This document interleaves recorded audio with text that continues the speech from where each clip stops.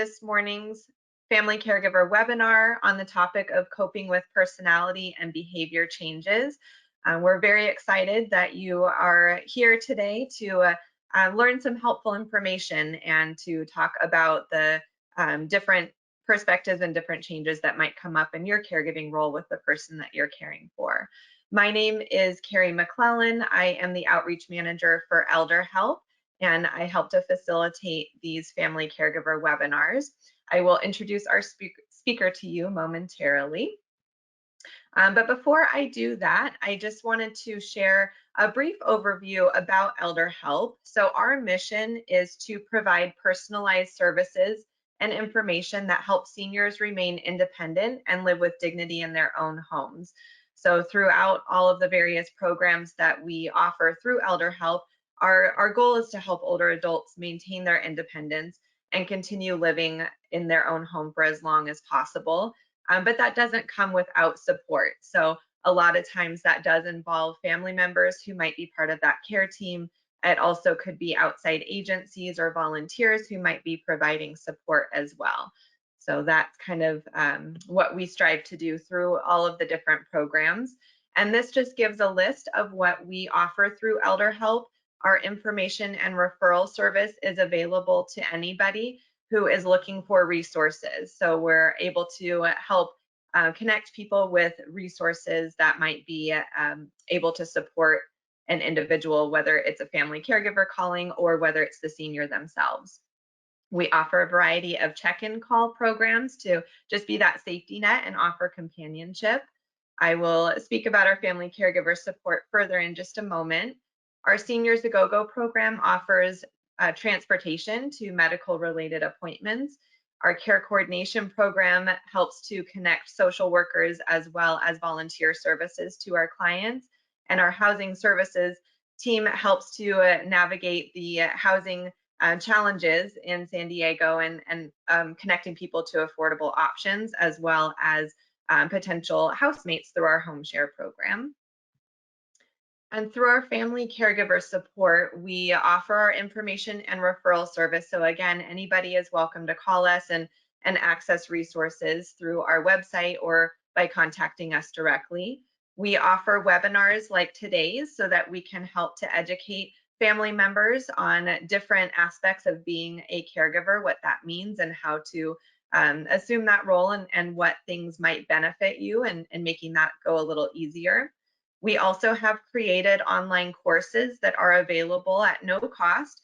You can access those on our website, elderhelpofsandiego.org, and on our family caregiver page, you can see our online learning series is available there.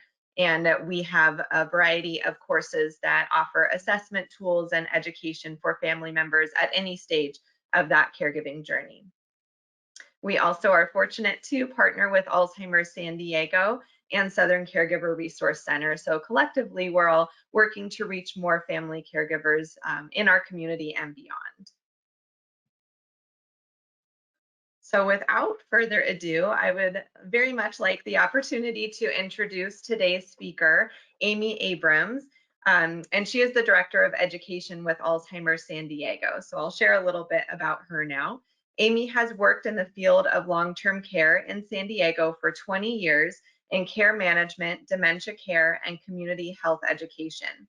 She holds a Joint Master of Social Work and Master of Public Health from San Diego State University and is a certified positive approach to care dementia trainer. Amy is a longtime member of the Aging Life Care Association and serves on the board of directors for the National Academy of Certified Care Managers. She is a passionate educator and vocal advocate for aging and disabled adults, and currently serves as the Director of Education for Alzheimer San Diego, a local nonprofit organization whose mission is helping families today while finding a cure for tomorrow.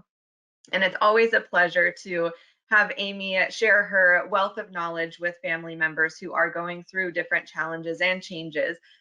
She offers a wide variety of tips and solutions, and I'm so excited to have her here today. So Amy, welcome. Thank you so much, Carrie.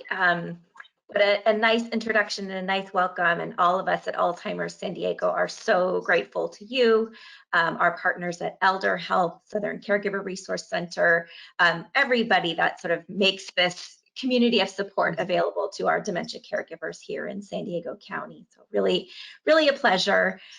We have a big group of you here today, and while that pleases us, it also speaks to the enormous challenge of caring for somebody who's living with dementia. So I just want to sort of pause and thank you for making time in your day, or if you're watching a recorded version of this later, thank you for making the time to do that as well. We'll get right to it. Hopefully I've got control of the slides here and can advance. I will do that in just Okay.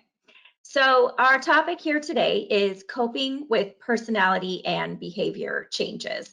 As you heard, my name is Amy. I'm the Director of Education with Alzheimer's San Diego. We're a local nonprofit that supports people who are living with Alzheimer's disease, other types of related dementias, or just people who don't have a diagnosis, but who are experiencing memory loss or personality and behavior changes related to changes in one's brain, regardless of whether or not there is a diagnosis. So we are here to support people who are experiencing the changes directly, their family caregivers, friends, neighbors, anybody who cares for or cares about somebody who's living with any type of these changes. Please know that we're here to help.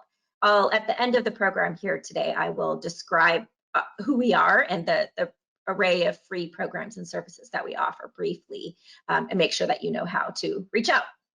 So here we are, and let's go ahead and get started. So this program is based on a curriculum that was originally developed by our sister organization, if you will, up in Los Angeles, Alzheimer's Greater Los Angeles, through a grant that they received from the Administration for Community Living, with input from professionals at Stanford as well as the Alzheimer's Association. So I'm going to be talking through a concept called IDEA here today. This is a strategy for thinking about and developing a response to a change in somebody that you know, when you're noticing a behavior, you're not sure how to respond to it. IDEA is the acronym that we use to help you kind of think through a strategy. And IDEA was developed by Alzheimer's Los Angeles with these partners. I want to make sure I acknowledge that. So a quick look before I get into the content here, we're going to talk what we're going to cover today. We're going to talk about dementia very briefly and very generally. First, I'll just say if you need more information about Alzheimer's disease and the various types of dementia, what causes them and how they're diagnosed, and the medications and treatments that are available, that information is available elsewhere. On the Alzheimer's San Diego website, we have a library of information. I'm going to cover that very briefly here today, just to put into context for you why these personality and behavior changes happen, because they can be sort of mystifying and confusing as symptoms, but I'm not going to spend a lot of time talking about the disease itself. I'm really going to spend most of my time here today talking about you. What I want you to notice about this agenda that you see here is that what's not on here is how do we get someone with dementia to stop doing X, Y, or Z, right? That is often when I was teaching classes in person and I could hear your questions out loud. That was the most common thing I would hear when we would offer this program. The person that I care for repeats the same question over and over again. They're engaging in rummaging types of behaviors. They pace, they get agitated, they're hiding things from themselves and then blaming me because they can't find them. How do I make them stop doing that? And what we're really focusing on in this class, I'll bring you back to the title of it. It's coping with personality and behavior changes, right? It's not stopping them. It's not preventing them. We will talk about the things that might precipitate a behavior and what you might be able to do to change the person's environment, to change your strategy, to maybe stop it from happening or reduce its severity. But what we're really focused on is you and what you can do to address the changes. So that usually means handling your own reactions, right? Learning how to be more responsive to what's happening rather than more reactive. This is a wonderful quote from an article that was in a scientific journal many, many years ago now, but it's still so profoundly important. I'll read it out loud here, and it says, if we spent as much time trying to understand behavior as we spend trying to manage or control it, we might discover that what lies behind it is a genuine attempt to communicate. So what I'll be suggesting that you try through the course of this program here this morning is that instead of reacting to a behavior, instead of having the emotional, defensive, angry, impatient responses that absolutely are normal and natural and happen to all of us because we are human beings, right? Being faced with a challenging, unexpected situation, usually, if instead we can take a pause and think about what is it, let go of the words that the person is saying, let go of the action, the movement that the person is taking. So separate the behavior from what it actually means. What is the person trying to communicate? In order to do that, you have to have a clear head, right? I'm going to give you this idea strategy. You're not going to be able to think in a moment of stress, in a moment of surprise. Frankly, let's face it, in a moment of grief. Sometimes when we are faced with sort of a surprising, shocking thing that a person with dementia may say or do, what it does is it forces us to confront our own grief about the changes that we're seeing that they are experiencing as a result of this. That stress makes you less able to sort of think about, now, what would be a helpful response in this situation, right? The stress of that kicks your sort of fight or flight or fight reflexes into action and makes you do something quickly that is not usually the most thoughtful, the most empathetic of responses possible. Imagine each of you that are here today or listening here today can remember a situation maybe that happened recently where your reaction, your response was, you sort of look at it later and think, maybe I didn't quite think that through. Maybe it was not the best possible response. So the most effective strategy we have for this is our breath, right? And I'm not talking new agey hippie kind of stuff, although I have no problem with that. Right? I'm just talking about giving the smarter part of your brain, that's your prefrontal cortex, where the seat of our intelligence, the part of our brain that allows us to not react just instinctively to things, but allows us to think through a thoughtful response. What's really going on here? And what can I say or do that's actually going to be helpful? That's a very complicated part of our brain up here, but it's also a very slow part of our brain, right? Because those are complicated thoughts. So if you take a deep breath, and in fact, if you take 3 deep breaths, that usually takes somewhere in the neighborhood of about 10 seconds. That's what will allow that part of your brain to sort of override the instinctive reaction that's probably not going to help this situation and allows you to think through something better. Right? So join me just for a moment. I need a deep breath too. Just join me in taking one good deep breath.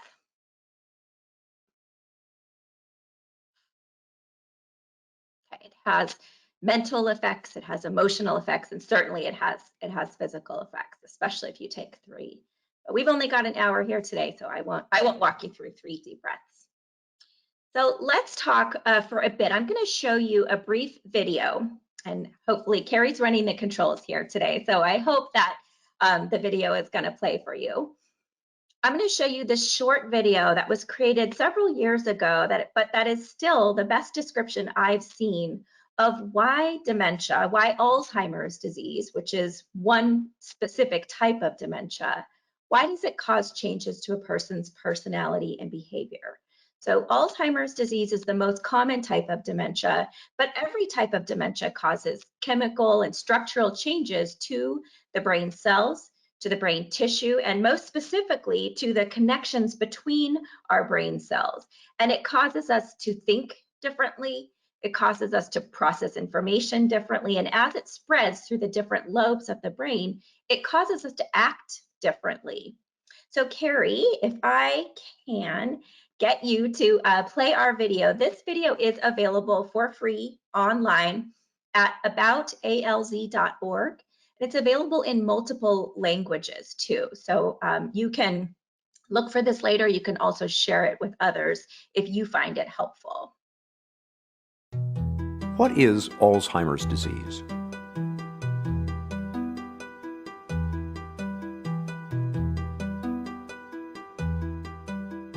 Alzheimer's is a slow, fatal disease of the brain affecting 1 in 10 people over the age of 65. No one is immune. The disease comes on gradually as 2 abnormal protein fragments called plaques and tangles accumulate in the brain and kill brain cells.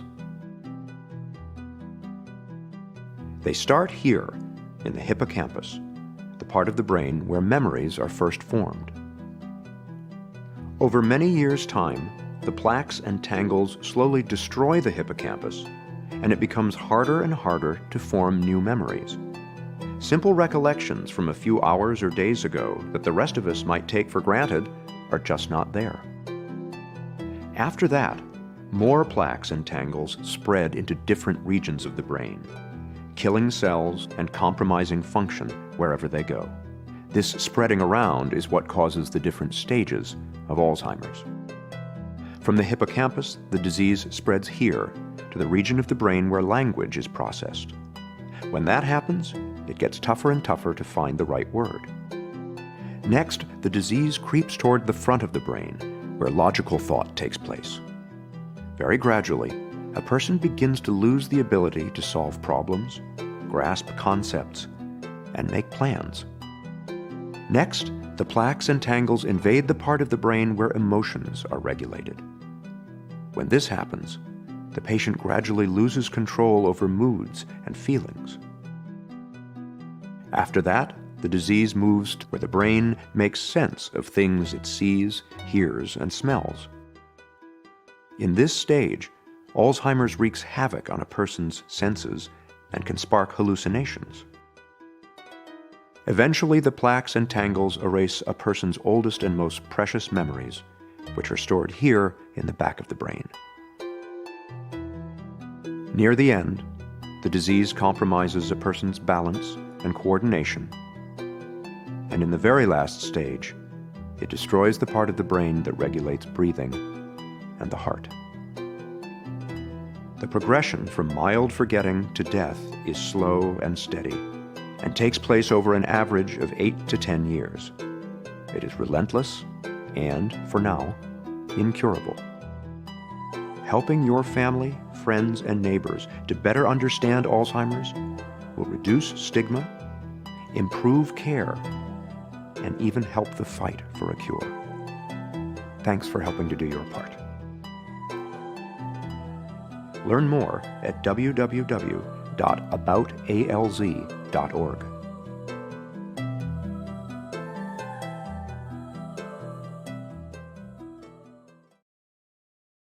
All right, back to you, Amy. Thank you so much. I'm glad that that worked okay. Thanks for all the technical support there. And for those of you who are watching, just a reminder that that short video is available at aboutalz.org.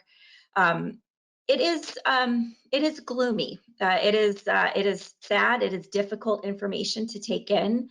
My hope, though, in sharing that with you is that what we're doing is building some empathy, right? In those moments when I know it feels like the person that you're caring for is doing this frustrating thing on purpose, right? They're doing it to make you angry. They're doing it to manipulate you in some way.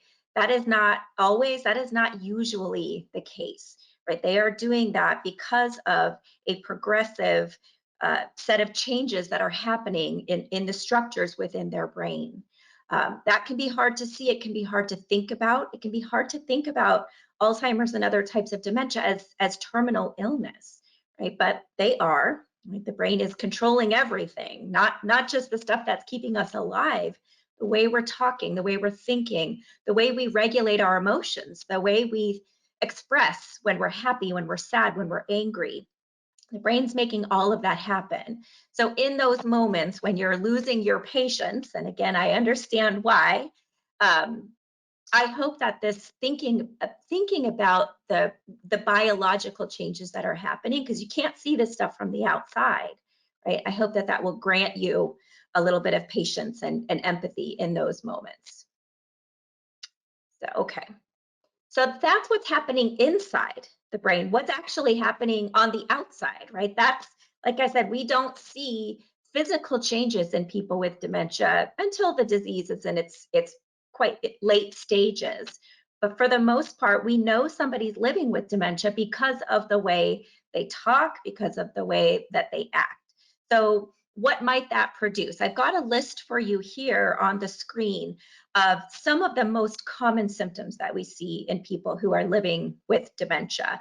This does not cover everything. These are just sort of the most common of them.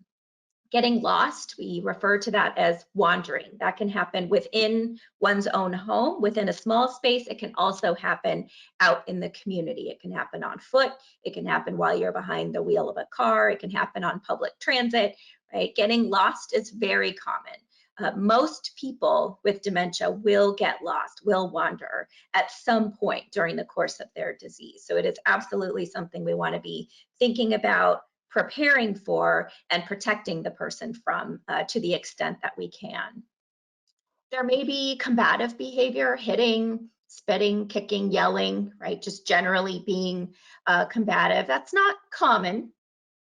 Being argumentative, being sort of difficult, and being a little harder to get along with than before is definitely common.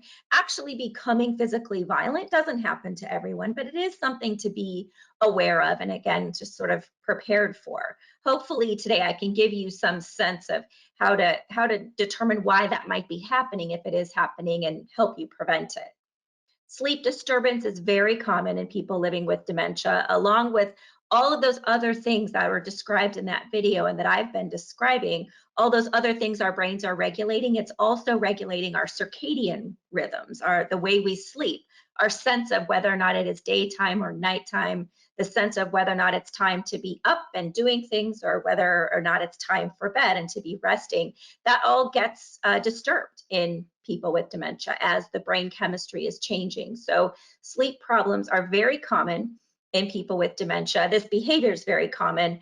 And of course, sleep problems in one person in a household usually result in sleep problems for everybody in that household, and maybe even for family, loved ones outside of the household who get late night visits, who get late night phone calls, right, from somebody who is disoriented and confused and having that sleep disturbance. Very, very common. One of the most common symptoms that we see is just a refusal to accept help. This can happen for a variety of reasons. The person may not have, this is one of the catch-22, one of the dilemmas of these diseases is that the person may not have insight into what's changing with them. They may not have a sense that they need your help. So your attempts to be helpful are not met with, welcome and open arms. Thank you so much for helping me with this, right? Usually there's a lot of resistance to that. And that can be for a lot of reasons, but often the refusal is just about, I don't even recognize that anything has changed with me. I don't remember what I'm not remembering. I don't remember that I have trouble remembering. So when you're offering to drive me places, when you're offering to help me with my medication, prepare my meals, come into the shower with me and help me bathe, right? If I don't understand why you're doing that, I'm very likely to refuse your help, right? Either verbally or by physically trying to keep you away, right? Very, very common.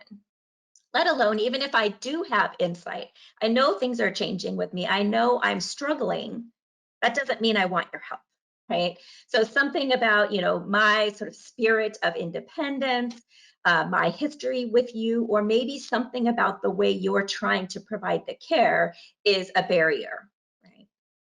Not trusting other people. Unfortunately, feelings of suspicion and paranoia are very common because the person is confused. The person is disoriented. There's a lot of gaps in the person's memory and a lot of gaps in their stories that their brains are making up about what's happening around them. So when things go missing and they can't find them, if they don't remember tucking that thing away for safekeeping, right, their automatic thought is going to be, and it's a logical thought, if you put yourself in their shoes, somebody else took this, right? So it can be very difficult for people with dementia to trust other people, even people they've loved, known, and trusted all their lives, right? Because their brain is presenting them with a confusing set of facts. Repetition, very, very common in people with dementia. Asking the same question over and over again is the most common form of this, but sometimes it's making the same statement over again, telling the same story over again, or going through a repetitive motion, doing the same movement or pacing the same sort of route. But usually we're talking about repeating the same question over and over again. I suspect that many of you that are watching this webinar have dealt with this or are dealing with this right now. And it is a very tiring, very frustrating symptom. And again, I'll reiterate, I don't have the magic formula for making that stop, but hopefully I can help you learn to respond to it a little differently.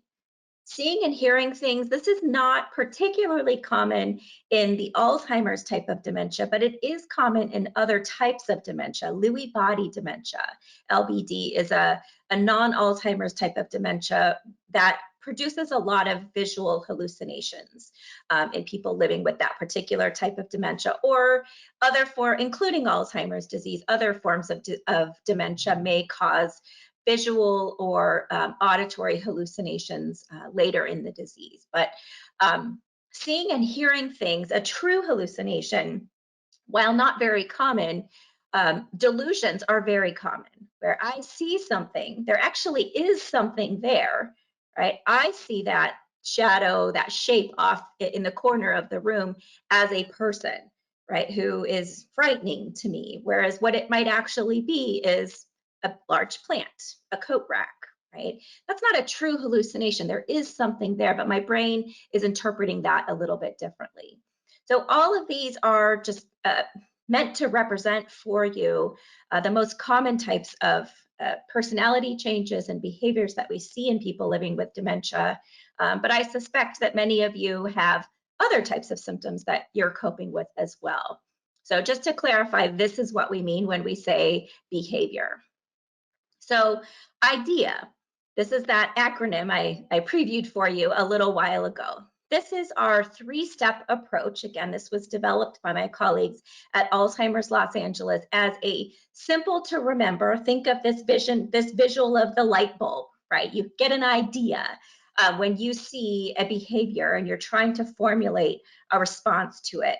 IDEA stands for identifying the behavior, exploring what might be going on here, and then making an adjustment. I'll talk about each of these in more detail here in a moment.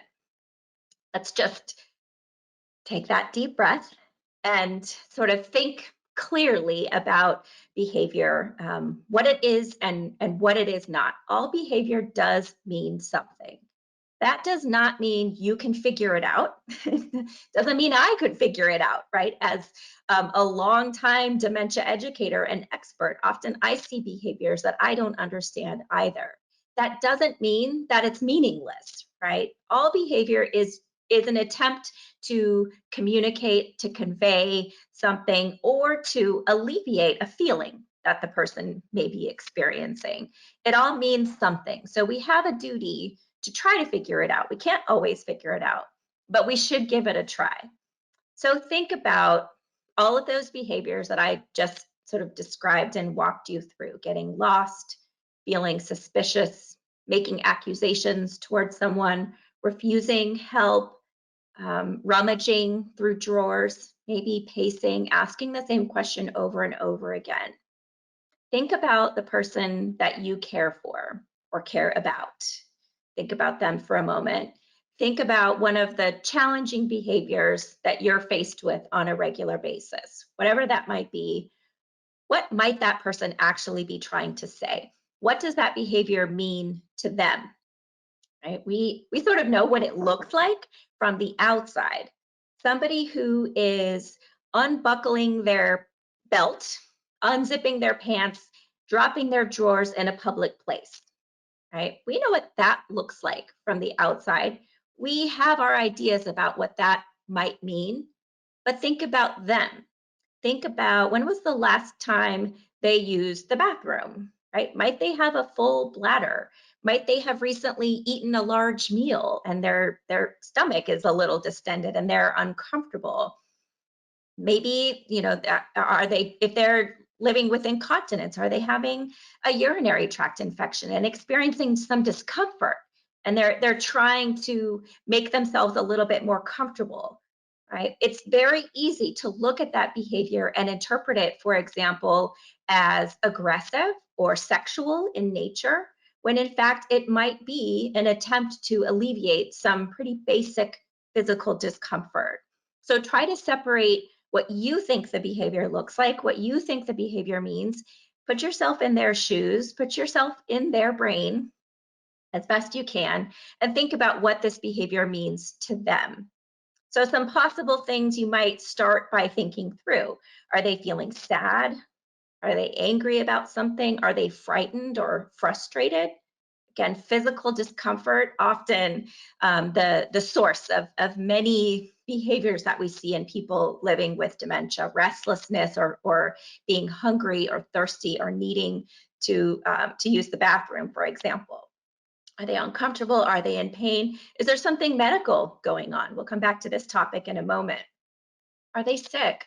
Are they coming down with a cold or a flu? Are they experiencing fever? Do they have physical pain, right? Arthritis, headaches? People with dementia who had chronic conditions before they developed dementia, they still have those chronic conditions, right? But what they are lacking now is the ability to recognize that pain and what it means and how to make themselves feel better. Or maybe they might be lacking the independent function to go into the medicine cabinet and take an Advil, right, to address the arthritis or the headache. So might there be something physical going on, or is what's going on with them causing them to feel frustrated? They're not getting enough stimulation, right? This task is boring. They're tired of seeing the same person all day. They're spending too much time alone or just spending too much time with one other person. Right? This can be kind of hard for us to cope with and accept as a care partner, right? But people need a variety of stimulation and people and activities during their day. So might they be feeling restless, bored, frustrated by a task or by their environment? All behavior means something. What it usually doesn't mean is that they're just trying to sort of poke the bear. Again, I know sometimes it feels, I've been a family caregiver to a person with dementia, and I know the frustration. I know those moments of he is just doing this to get under my skin, to push my buttons. He knows how to push my buttons, right? But behaviors are almost never done on purpose. The person is not trying to annoy you. They're not trying to frustrate you. When they're waking you up in the middle of the night, there's often not an awareness that this is a problem for you, right? A person who's asking the same question and over again is not doing that because they're not listening to you, right? We often confuse the symptoms of dementia with something like selective hearing or selective memory, right? He or she is choosing to not remember the answer, that we've already talked about this. That is very rarely the case. They may be asking the same question over and over again because they don't remember the answer or because they don't remember having asked it in the first place, right? Remember what you saw in that video about the hippocampus, that little region in the middle of the brain that controls our short-term memory. I asked you something an hour ago and you answered me and we had a whole conversation about it.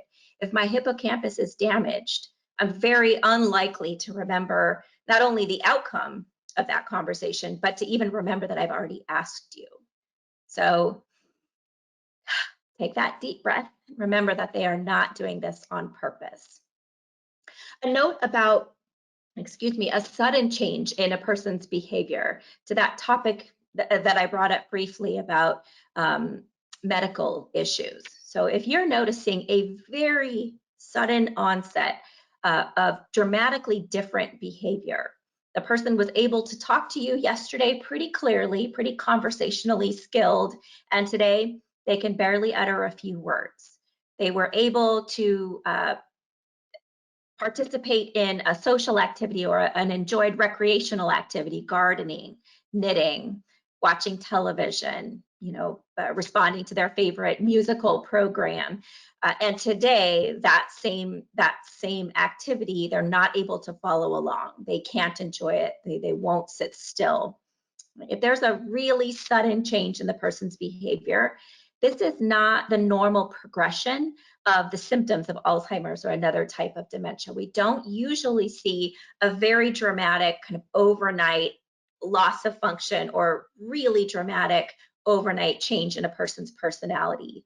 When you see that, it's important that you connect with their doctor as soon as possible, their healthcare provider, whoever that might be, to get an evaluation, because this usually means that something medical is going on. If they're coming down with a cold, a flu, another type of illness, if they have an infection, urinary tract infection, maybe an early pneumonia is beginning to form, if they are experiencing a change in their mental health status, depression, anxiety, right? They could of course be having a stroke, right? They're still living in a fully human body with all sorts of things that might go wrong.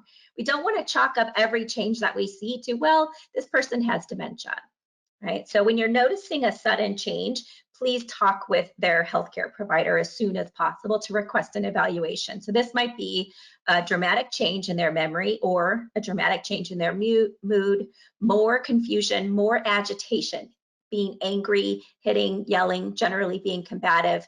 Again, if that's new for them. Suddenly wetting the bed when they didn't have this problem before, having more accidents, not making it to the bathroom in time, that often is an indication of a urinary tract infection or some other type of medical issue that might be going on. Again, I'm talking only when it's a sudden onset. And then of course, if the person is having a fever, if they're experiencing seizure or some other obvious pain or medical condition, then surely we don't want to chalk those things up to dementia. We want to talk to their healthcare provider as soon as possible. So here's the idea approach in some detail: identifying the behavior, exploring its meaning or its underlying cause, and then making some adjustments. So step one, identifying the behavior. How would you describe this behavior? This seems like a very simple thing to do, describe the behavior. But in fact, what we usually do when we're telling somebody about what a person with dementia does, we're doing that with lots of emotion and lots of judgment, because of course we know that person and we know how they used to act, right? So I had a family member who had dementia and was a very hardworking, hard driving, industrious kind of a person. And as his dementia symptoms, as he changed, as his symptoms progressed and his brain was changing, he became much more, he started to take naps, right? He started to spend hours and hours just kind of pulling weeds in the driveway, in the front yard. To anybody else that didn't know him, right? You came to my house and saw him weeding in the driveway for hours and hours. What would you think? Well, how nice, right? He's outside, he's getting fresh air, he's doing something productive and something helpful. How did I describe that? He never goes to work anymore, right? He used to do all the power washing of all the windows. He used to wash all the cars. He used to run a business, and he can't do anything anymore. All he does is pull those darn weeds in the driveway, right? How would I describe that behavior? I layered it on with all sorts of history and my personal emotions about what he was doing. Somebody else looking at that from the outside would describe it very differently. So how do other people see this behavior? So kind of check yourself is really what I'm talking about. Does this behavior bother you? Does it bother them? And if it is bothering you, is that for a very real reason? Right? If that family member had arthritis or stenosis in his back, and bending over and pulling weeds was going to cause major pain, sleep problems, and land him in the hospital, then absolutely that's a real problem. Is it really a problem just because I don't like it, right? Because it's not who I know him to be? That's not really a problem. So sort of describe the behavior in as objective terms as you can. Think about what this person is doing right now and what it would look like from the outside to someone who doesn't know them. That's where we start in identifying the behavior. Now, think about why. Why might this be happening? So explore is the E in our idea.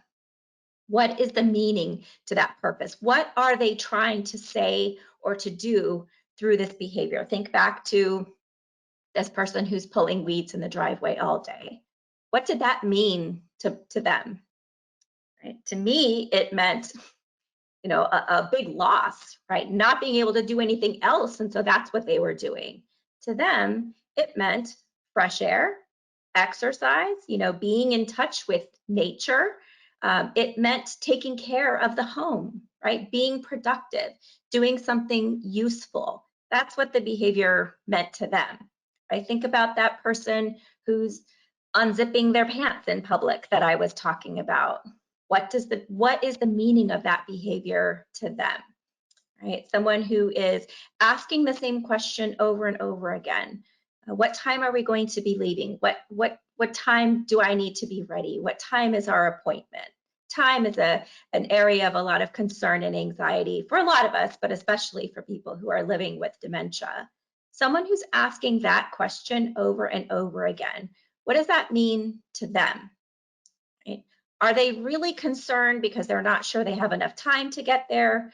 Are they asking that question because they feel a little bit, things are kind of out of my control? I'm no longer driving, so I don't get to decide when we are going to leave the house. Are we going to make it in time? Right? I might be asking that question over and over again because I'm attempting to exert some control over my situation. I have a sense that things going on around me are no longer fully within my own control. So think again about the person that you care for or that you care about. Think about a behavior that you're currently dealing with and think what it might mean to them.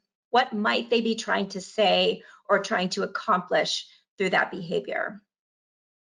And then finally, making the adjustment. And again, I'm sorry to report the news that this is really about you. The adjustment that you're going to make might be to something in their environment.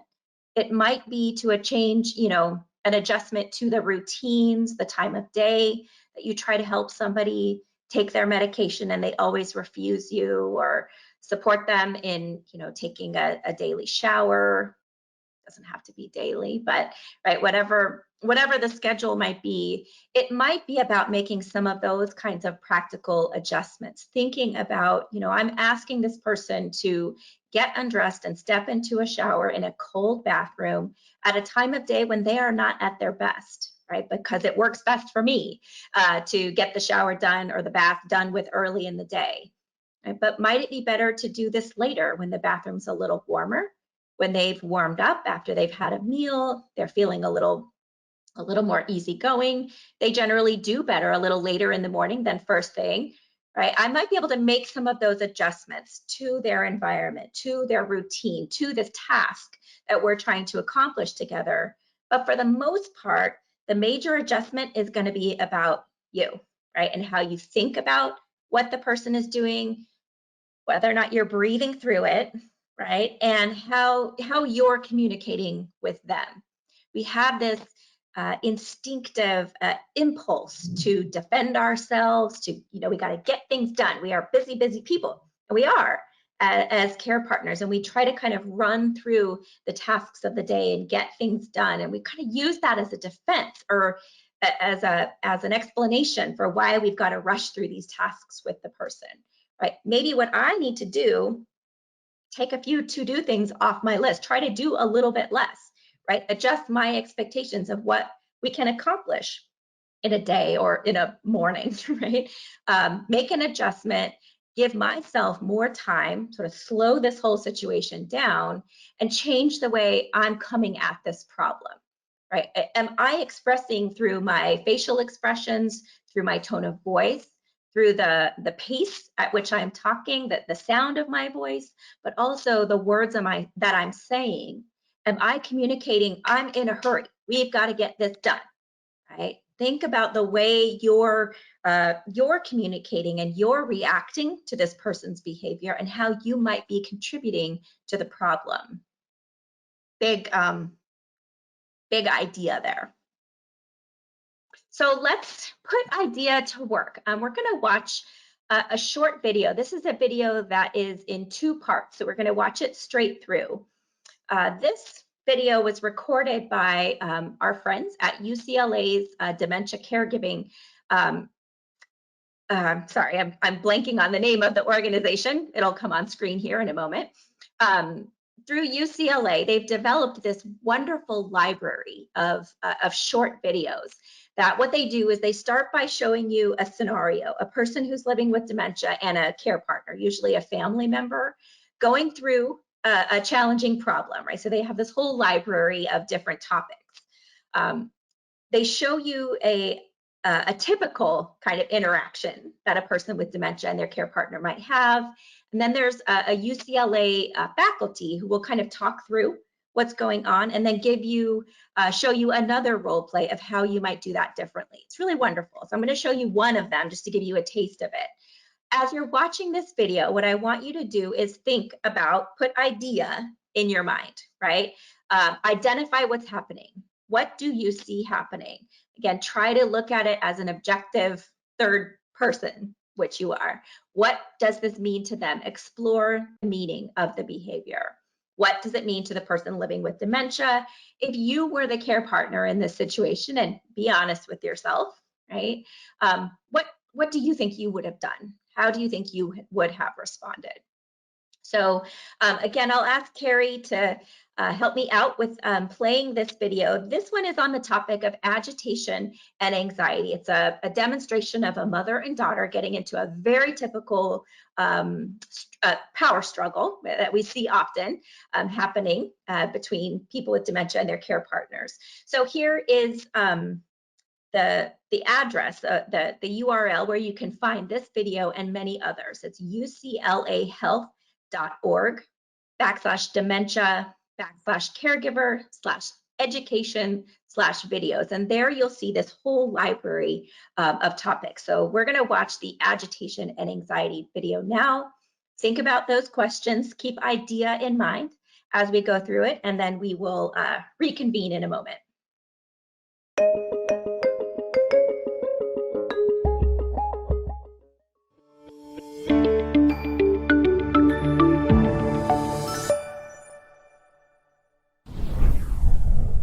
My mom's become resistant to my help, and she's now hard to handle.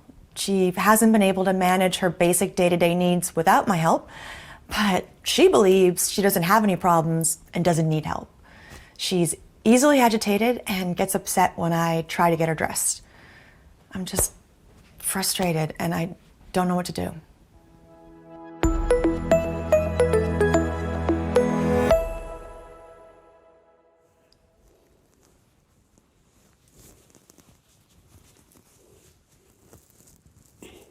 Mom, where are you? Mom, we're gonna be late for your doctor's appointment. Are you seriously planning on wearing that? It's 80 degrees outside, Mom. Okay, look, let's wear this instead. We don't have time, okay? Let's hurry. Mom, oh God, what is wrong with you? Oh, leave me alone. I can do it. No, Mom, let me, gosh. Leave me alone. Help you. I can help you, Mom. I don't need your help. God, leave me alone. Get out. Just do this to me.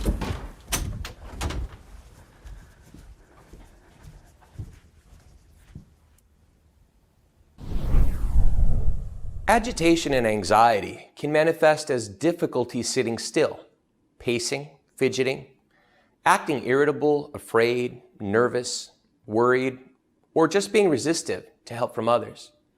The behaviors are often triggered by a feeling of loss of control, misperceiving situations or actions as threats, unmet needs, inability to communicate clearly, and frustration with tasks or interactions with family and caregivers.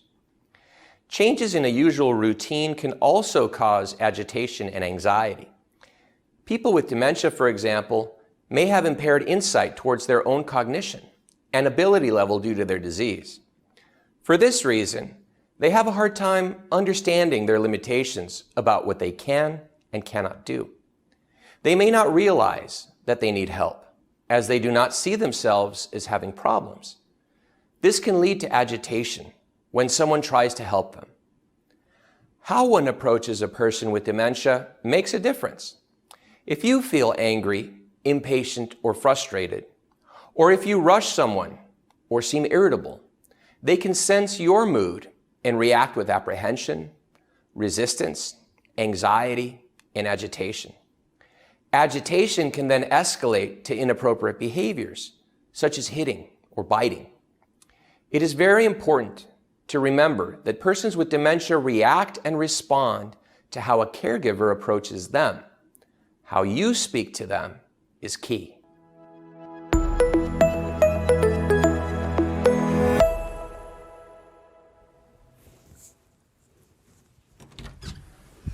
Good morning, Mom. How you feeling? I'm all right.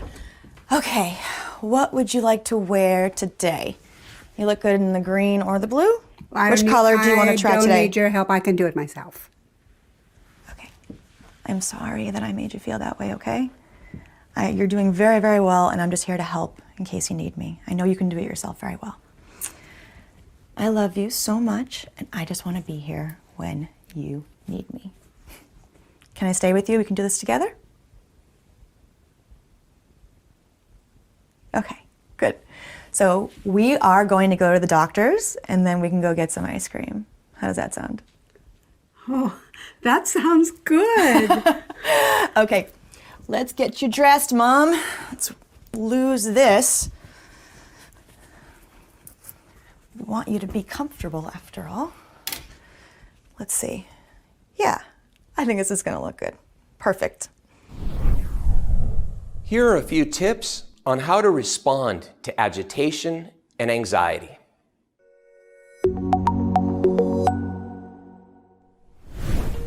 Allow ample time to complete tasks and don't rush your loved one. Use a gentle tone of voice, but do not be condescending. Try to keep your body language positive and use calming gestures and a gentle touch. Don't be demanding or bark orders at your loved one. Instead, provide reassurance. Speak in calming tones and phrases. Let the individual know you're there for support. Try to schedule activities around your loved one's natural routines. For instance, if your loved one is a late riser, plan doctor's appointments for the afternoon. Simplify the environment to reduce frustration or confusion. For example, thin out the closet so that it is easier for your loved one to see inside. Have fewer clothing options to choose from and clothes that are easy to put on.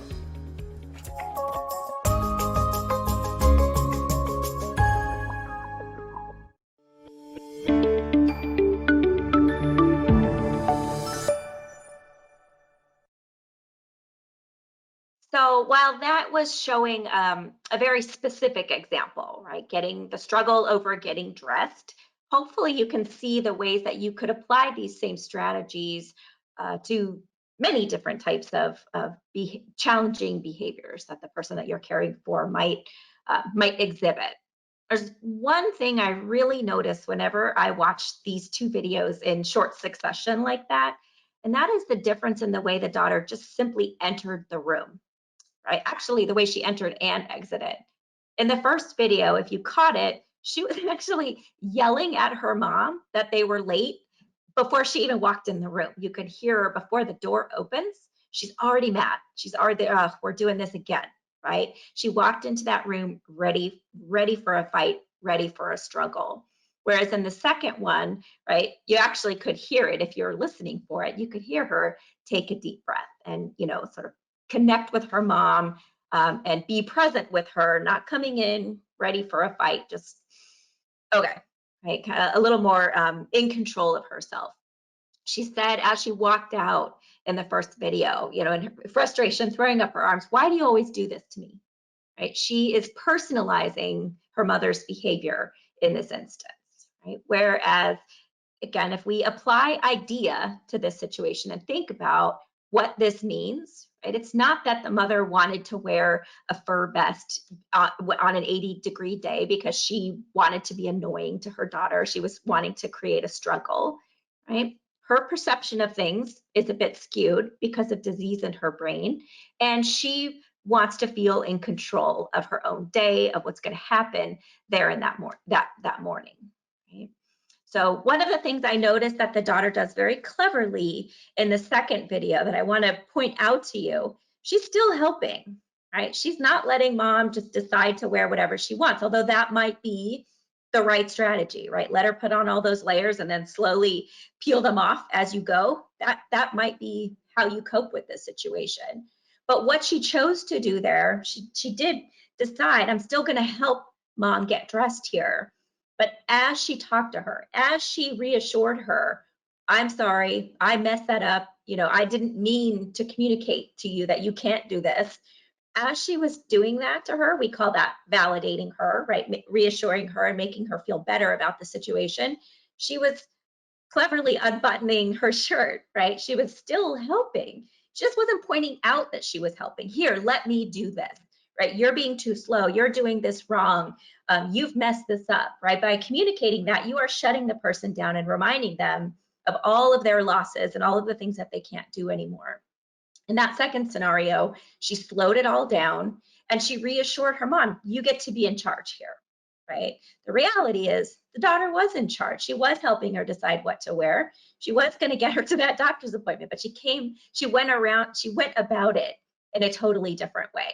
So again, I hope you can see those key differences there. I hope that you will consider visiting that website. It's a wonderful resource with videos on a lot of different caregiving topics specific to managing challenging behaviors at bath time, wandering, taking medications, lots of different types of resistance that you can apply to lots of different behavioral scenarios. Let's see if I can. Okay, so there's idea in summary. Identify, explore, and then make your adjustment. So I encourage you to think about a challenging behavior that you're currently met with on a regular basis and put it to work for yourself. Do some thinking about what's really going on there. Explain the behavior in objective terms, what might be causing it, and what might you be able to do about it. We'll spend some time here in a moment addressing some questions, and if I can give you any ideas or suggestions about scenarios happening in your life, I will be happy to try my best to do so. But before we do that, I want to encourage you, the care partner, to have a safety net, right? Breathing deeply is important, but also, using idea, coming up with thoughtful, empathetic patient responses, all of that matters. But there are going to be days that you can't handle the situation. There's some kind of an emergency going on. There's something going on in your life, and you have to step away, and you need some backup, right? Or if you hear that question asked one more time, right? You're gonna flip your lid. Know when you're at that point and have some backup. You need a safety net in the same way that we focus effort and energy and we put support around people who are living with dementia. You need to do that for yourself too. So think about who could you call if you had an emergency and needed to step away from the care of the person that you care for. Who could you call in on a moment's notice for assistance? Are you getting regular breaks, right? Vacations are wonderful, and we do encourage vacations, but that's not always feasible. But a daily break, right? A few minutes, a few hours, we call this respite, right? Getting a break, getting a few moments to rest, clear your head, recharge so that you can come back to those personality changes. You can come back to those behaviors again with a little more energy and a little more ability to be patient and empathetic. Are you getting regular breaks? Have you told people in your life about what's going on with you? This is very difficult for a lot of people there's a lot of stigma around Alzheimer's disease and other types of dementia, memory changes in thinking, It's very important that we try to overcome the shame, the embarrassment, the fear that exists around these things. These are medical conditions that happen to many of us, right? That if someone's life hasn't yet been affected by dementia, it's really just a matter of time, right? Statistically speaking, talk to people about what's going on in your life. They can't help you if they don't know what's happening in your life, in your family, in your neighborhood, right? So think about what additional support you might need. And if you are in need of resources for any of these things, you don't have someone to call for backup in an emergency, you don't have the opportunity to take a 10-minute walk every day to get a little bit of break, a little bit of exercise and fresh air. If this doesn't feel possible to you, please reach out to us at Alzheimer's San Diego. We can help connect you to these resources. And above all else, remember, the first thing I taught, still the most important. When you are overwhelmed, take that deep breath, right? You're going to get through this moment, right? Whatever's happening, they're not doing it on purpose. They're doing it because of changes that are happening in their brain, chemical changes, structural changes, brain cell death, right? They're not doing these things on purpose. They're doing it because they have an illness. And by you taking a deep breath and thinking through that idea strategy, let's think about what's happening here, identify the problem, explore what it might mean, and make an adjustment, even if it's just a little bit of an adjustment to my own frame of mind, right? It can make a world of difference. So this is us at Alzheimer's San Diego. We are here to provide you with information and resources and support. Think about that safety net that I was talking about. If you don't have an adequate safety net, we're here to help you. You can talk with one of our dementia experts anytime. All of our services are provided at absolutely no cost.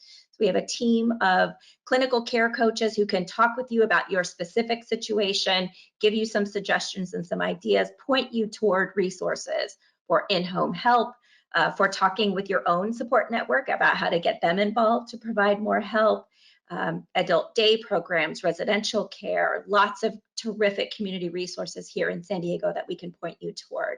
We can connect you with a support group, lots of classes offered through Alzheimer's San Diego on a variety of topics, many of which are focused on caregivers, but there's a whole host of planning and brain health topics and lots of information about Alzheimer's disease and other types of dementia, social activities, our respite program, it's called Alz Companions, where we match trained volunteers with a person who's living with dementia to give their care partner a little bit of a break.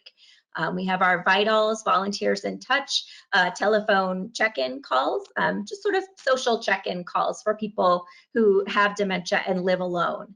A whole host of resources, support, again, all free, services provided in multiple languages. So please reach out, let us know how we can help you. So Carrie, can I ask you to come back and let me know if there are any questions that we can address? Yes, definitely. Thank you so much, Amy, for all of that information. Obviously there are so many valuable points that you made, and I definitely learned some things myself. So thank you for that.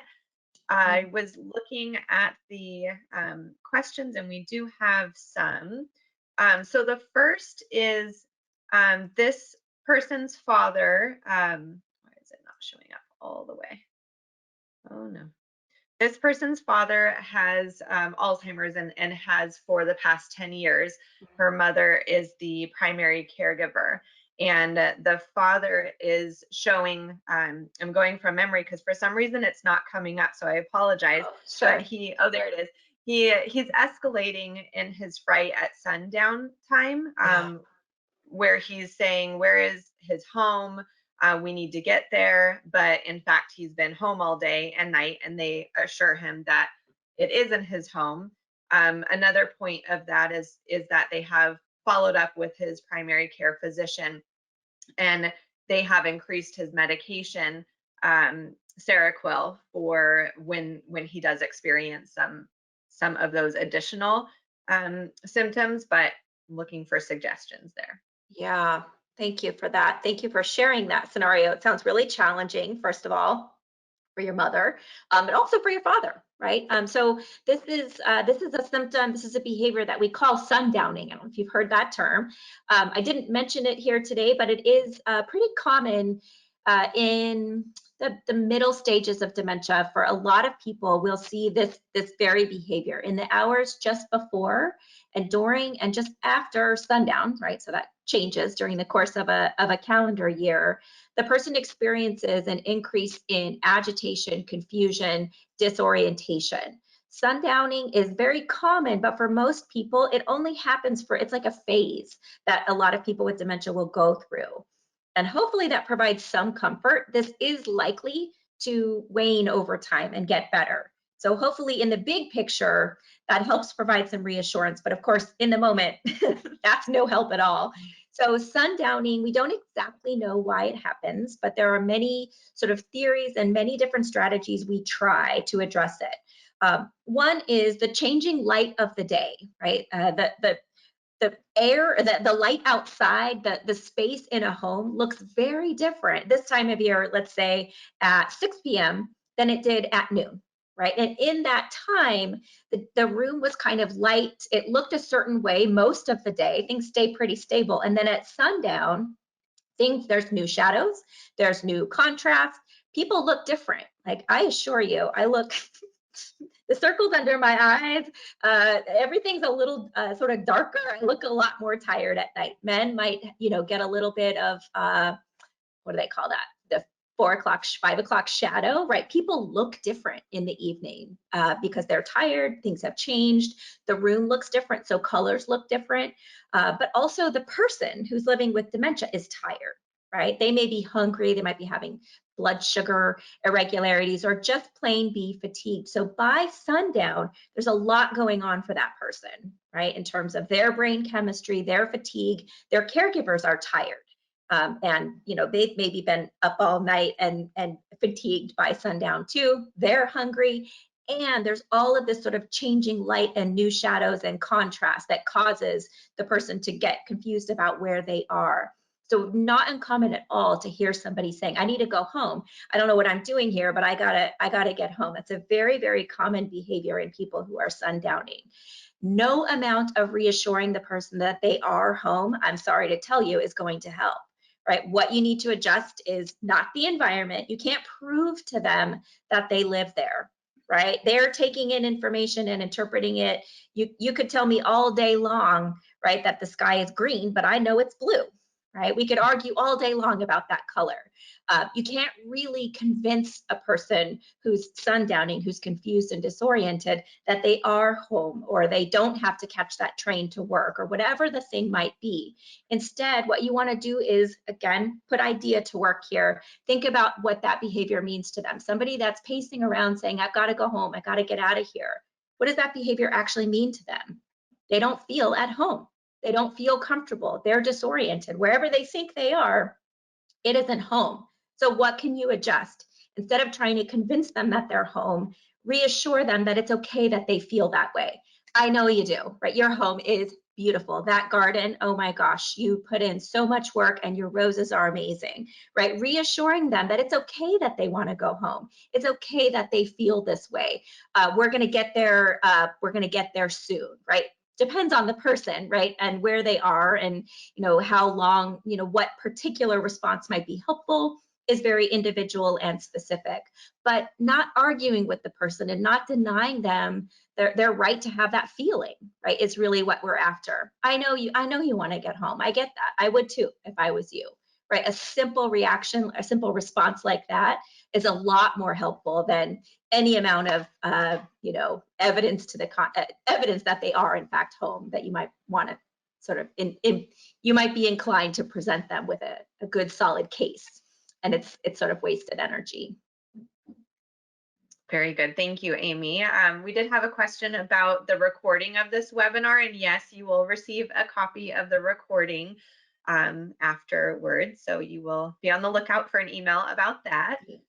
The next question is coming in about hallucinations. So if the person is getting messages on the wall that they need to go get a prescription. Okay, well, that hallucinations, true hallucinations like that are really difficult for us to deal with as care partners because you don't see it, right? So you can't react to it or sort of join them in their reality for that moment because you're not seeing the same thing that they're seeing or hearing. So I would suggest, right, if the nature of the hallucination is not disturbing to the person, you might not need to do anything about it, right? Ask some questions. Try to get at what they are seeing or hearing or feeling, right? They might be smelling or sensing something as well. Ask them some questions to try to understand it because you can't see it or hear it. Don't tell them that you can't see it or hear it. Just ask them some questions about, what does it look like? What color is it in? Try to get at, if they think they need to go pick up some prescriptions, right? Then you can just respond to that instead of getting into it. There's nothing on this wall, right? Pretending to scrub it and get the message off, that's not going to do you any good because you don't know what they're looking at. You don't know what they're seeing, right? So instead, yeah, what an interesting way that the pharmacy has reminded us about that. Let's put that on our to-do list for tomorrow. Right, saying something that just doesn't argue with them, it joins them in their reality, and it gets at the meaning of the behavior to them. Right, there's who knows what, the brain is truly mysterious, and who knows what is causing that particular hallucination to take place. But if it isn't scary to them, right, then what you can do is just kind of join them in it, momentarily, just enough to kind of reassure them, okay, message received, we'll go get that prescription tomorrow, right? Whatever it might be. If you sense that the hallucination is scary to them, then what you want to do is help them feel safe. You know what? That does seem a little threatening. Tell you what, I'm going to call the neighbor, ask them to come in and figure out what's going on there. Why don't you and I go for a walk and just kind of get away from this for a while, right? Again, not arguing with them that it's not there, just saying, yeah, I see why that makes you uncomfortable. I see why that would scare you. Let's do something about it. Let's get away. Very good. Thank you. The next question is, what do you do when you're feeling overwhelmed when one parent has passed away and you're still grieving? Oh gosh. Well, I am with you on that particular front. I'm feeling your pain. I'm feeling your grief. When you are feeling overwhelmed, acknowledge it. Let yourself feel that way. There is no, take that deep breath. Let yourself feel it.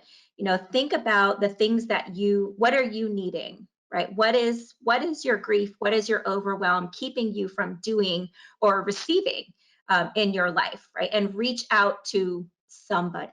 It doesn't matter who it is, if it's a friend, if it's a family member, if it's us, if it's someone at ElderHelp, right? Reach out to somebody and say, I'm really struggling. Even if you don't know, if you know what you need, ask for it, right? If you don't know what you need, talk to somebody. There are free bereavement support groups. There are free through Alzheimer San Diego, as well as through many of the local hospices. It does not matter if you didn't use hospice. Bereavement support is available for free out in the community. So reach out, ask somebody, tell somebody how you're feeling. Don't keep it to yourself. It doesn't work. Talk to people about how you're feeling, and know that there are resources and support out there for you, and they're free and they're welcoming. You don't have to use them forever, right? But check them out, please. Very good. We have a few more questions. I know we're coming to the end of our time. I'm just going to advance the slides to the end, and then if you're okay, Amy, we'll stick on for a couple more minutes to answer a couple more questions. Great.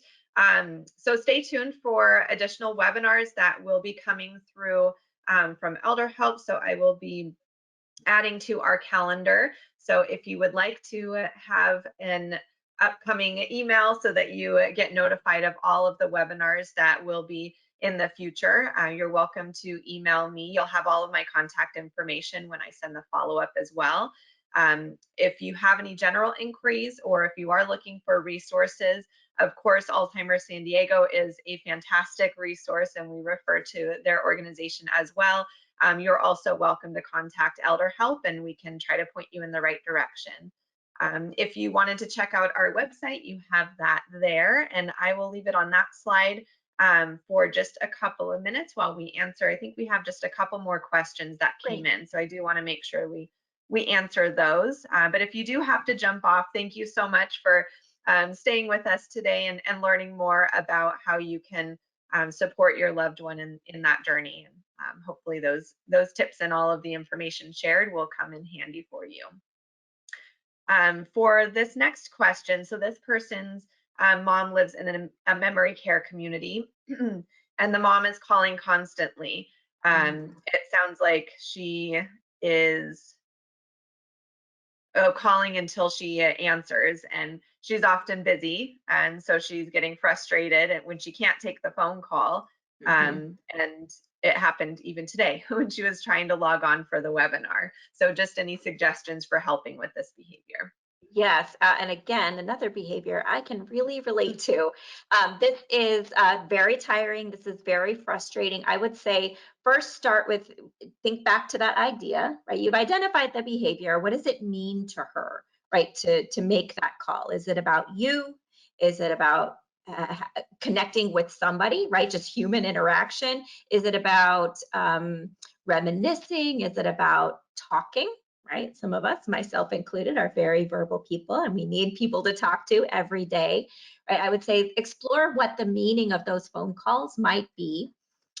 Is she forgetting that she's already spoken with you today, or just yesterday, or whatever it might be, and she's just checking in on you? She's worried about you. Right? Think about all of those possible meanings, and then I would say work with the memory care community to address that. There might be something that they can do to redirect her behavior, right? When she's at the times of day, if you can identify the time of day that she tends to call, or something that sort of precipitates that, or a feeling she might be having, is there something that their staff, can do to engage her in another activity before the phone calls start, right? To get her connected to a social activity that's happening, get her connected to an outing, going for a walk, right? Something that might give her an outlet for that thing that she's trying to achieve through those phone calls, right? Maybe it's as simple as she wants to engage and she wants to think about her family that she loves so much, right? So they sit down with a photo album and ask her questions about her family.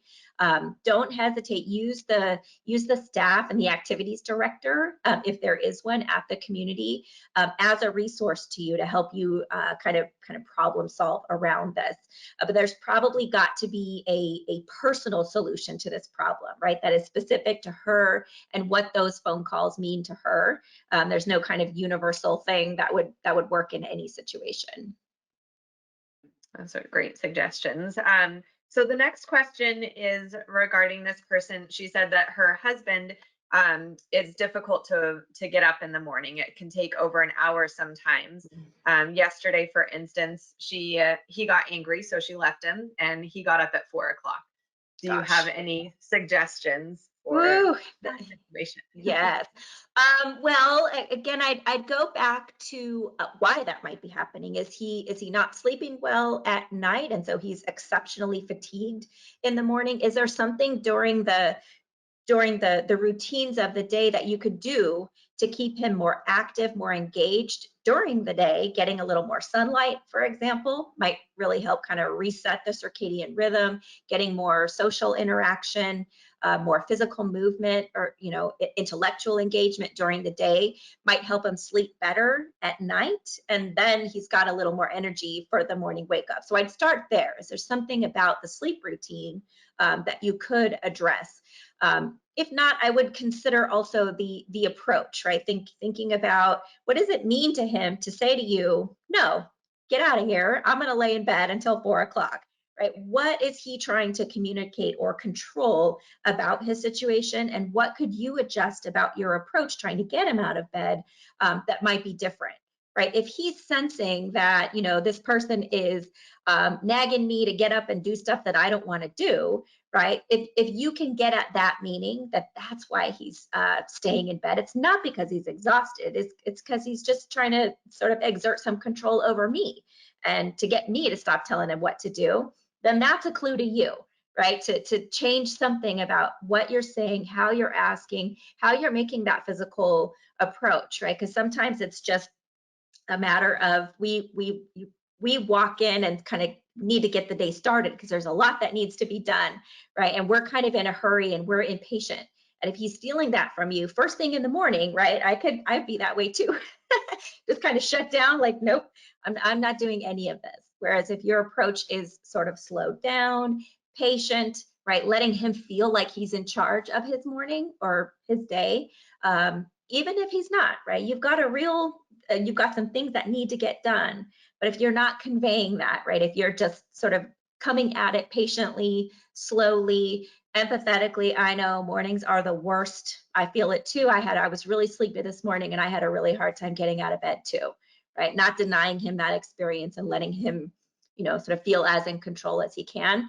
You might be more successful. Very good. And we have a handful of other questions, but in the essence of time, I will follow up on those specific questions afterward.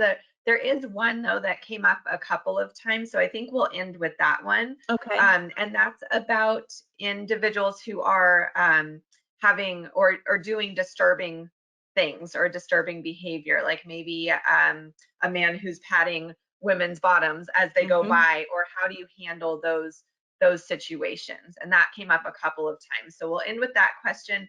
And if you didn't get your question answered, I will follow up and talk to Amy about the best way to approach all of those. So you will get your answers. Great, thank you. And please know, if you didn't get a question answered here today, Carrie will be following up. You also can just call the Alzheimer San Diego office directly anytime. Our services are open to anybody, so don't ever hesitate to do that.